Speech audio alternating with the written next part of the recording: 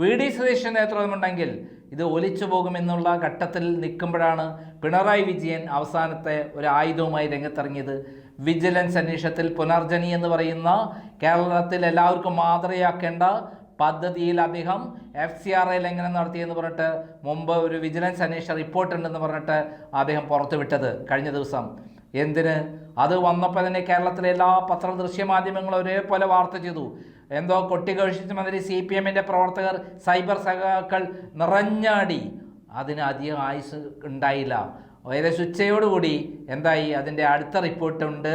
ആ റിപ്പോർട്ടിൽ അദ്ദേഹം കുറ്റക്കാരനെയല്ല, VD സതീശന് യാതൊരു പങ്കുമില്ല എന്നുള്ള കാര്യം പുറത്തു വന്നത്.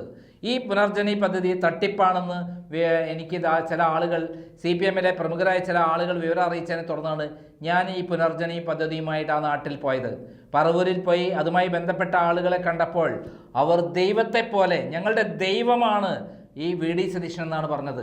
നമുക്കറിയാം, കേരളത്തിൽ ആ കാലഘട്ടത്തിൽ 2018 പ്രളയകാലത്ത് കോടിക്കണക്കിന് രൂപ പിരിച്ച് പുട്ടും കടലയും അടിച്ച ആൾക്കാരാണ് പിണറായി വിജയനും സംഘവും. എന്തിന്? കളമശ്ശേരിയിൽ ഉണ്ടായിട്ടുള്ള കാര്യം നമുക്കറിയാം. ആ കളമശ്ശേരിയിൽ പ്രമുഖരായ CPM നേതാക്കന്മാരാണ് അതിനകത്ത് പ്രതികളായിട്ടുള്ളത്. എന്തിന്? ഇപ്പോൾ അടുത്ത കാലത്ത് മുണ്ടക്കയിൽ ദുരന്തത്തിൽ ഉണ്ടായിട്ടുള്ള എന്താണ്? മേപ്പാടി ദുരന്തത്തിൽ അവിടെ 700ഓളം കോടി രൂപ പിരിച്ചിട്ടെ എത്ര രൂപ അവർക്ക് കൊടുത്ത് എന്തെങ്കിലും ഒരു കാര്യം നടന്നുവോ? എന്നാൽ ഒരു 5 പൈസ ആരുടെയും സഹായമില്ലാതെ പ്രളയത്തിൽ കേരളത്തിലെ ഏറ്റവും അധികം 2018 മുങ്ങിപ്പോയ സ്ഥലമാണ് പറവൂർ.